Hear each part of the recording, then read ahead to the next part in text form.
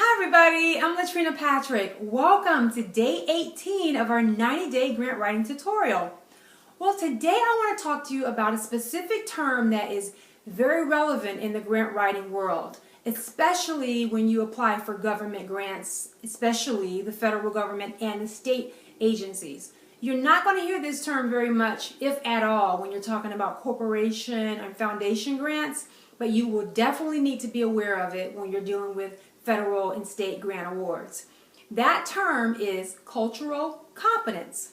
First of all, let's define what that is. Cultural competence refers to an ability to interact effectively with people of different cultures and socioeconomic backgrounds.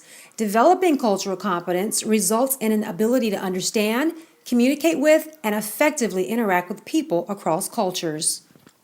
Cultural competence is comprised of four basic components, and whatever definitions you seek out there, these are the four things that are always going to pop up. Number one, awareness. Number two, attitude. Number three, knowledge. And number four, skills. So let's break down briefly what each of those refers to. So when you're talking about awareness, this refers to your own awareness of your own cultural worldviews. The attitude is about your attitude towards different cultures. Knowledge is referring to your knowledge about different cultural practices and worldviews. And then skills relates to your cross-cultural skills. Now let's talk about how that ties into the grant writing process, because it's very important that you're able to demonstrate your organization's cultural competency when you are applying for federal funding. One of the things that you will definitely be scored on when you are applying for a federal grant is the overall demonstration of cultural competency. So you won't see a specific section like you'll see the scores that you'll get for the problem statement or for the program description or the evaluation or the budget. What it's going to usually have in that funding announcement is a note about that your grant must demonstrate cultural competency throughout. So, for example, when you're talking in your problem statement, this is where you're going to describe your demographics and your target population. So when you lay out the demographics of your county or your city, and you're talking about, this is a population that's, 80% Caucasian, 5% African American, 10% Hispanic, whatever it is. So when you're laying out the demographics, those things are already laid out in your problem statement. So now the funders, or the reviewers I should say, are looking throughout that proposal to make sure that you are accounting for those demographics when you have planned your program. So when we get over to what your program is and what you're going to do, so if you are doing something, say an after-school program, or you're tutoring kids or whatever, and you've laid out your demographics, and say you have decided to use an evidence-based program, well, you want to make sure that that evidence-based program is proven to work for the type of population that you're going to serve. So you may find a program that's a great program, but it's never been tried out in a rural population, or it's never been used with Hispanic kids, or it's never been used with black kids or Asian kids. You want to take all of that into consideration and then make note of that in your narrative.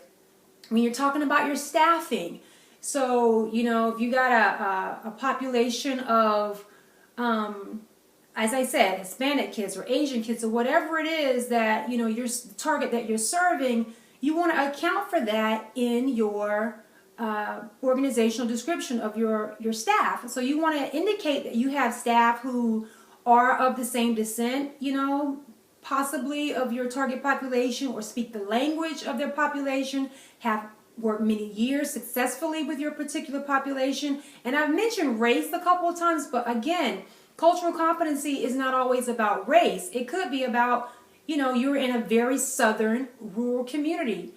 That's going to go over a lot differently than, say, in an urban city. So you have to be very mindful of those type of differences when you're trying to implement a program, and you want to be able to speak to that throughout your narrative and not just in one or two places. And I'll give you one last example, and it happens to be related to Hispanic population. And the reason why I like this example is because, like other cultures, the Hispanic population is very diverse. And so you can't just group everybody together, because you have, Mexicans and Puerto Ricans, and they have different ways they speak, and they have different words that they use that may mean something different in one culture than the other. They have so many subcultures of the Hispanic population that is extremely fascinating to me, but they're very diverse. So you have to be mindful of that. And I'll give you a quick example. When I worked for a state agency not too long ago, we had one of our contractors who was providing specific services and specifically to Hispanic population. And so I learned a lot about cultural competency in just working in that one particular area. And we were at a conference, and we were looking at some information that other vendors were there sharing information about their programs.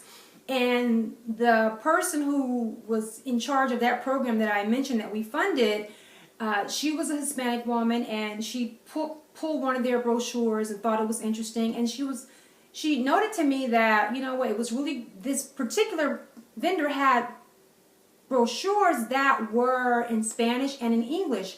But what she pointed out was that, it's really great that they are trying to be diverse.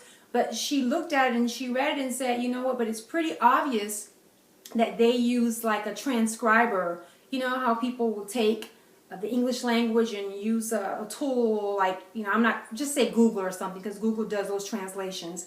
And they transcribe the brochure from a service like that. And she said it was very obvious from reading it, because the words that they use, she said it really wouldn't have been helpful to many people of the Hispanic population, especially of that population that they serve with their program. And I just thought, man, that was very enlightening to me, because on the one hand, you have an organization trying to be culturally competent, but they just weren't knowledgeable enough to realize that brochure really wasn't going to be helpful at all. So I say all that to say you have to be mindful that when you're working with specific populations, that there's so many layers of cultural competency that you need to be aware of. And I can't go over this type of subject in 5 to 7 minutes and give it justice, but I just want to give you enough information to whet your appetite for it, because if your program is expanding, or you are at that level now where you're applying for federal grants, you need to be mindful of this, and it can really trip you up if you don't master this ability to demonstrate cultural competency throughout your grant proposal. So I hope that's helpful. I hope I didn't confuse you. And if I did, just leave your questions here on the YouTube channel so that I can answer your question and other people can have access to the responses. Also, if you're on the channel, make sure you subscribe so that you can get immediate notification whenever I upload a new video. And I also send out weekly updates every week, letting you know what's coming up that week in the tutorial, so you can get a sneak peek at what's coming up that week. In order to do that, go over to my website, www.greatervisionconsulting.com, and subscribe to my email updates. As a gift for doing that, I'm going to send you a Grant Writer's Toolkit, which has a proposal template, sample budget, sample letters of support and commitment, and just a lot of different links and websites that are very helpful to someone new to the grant writing field.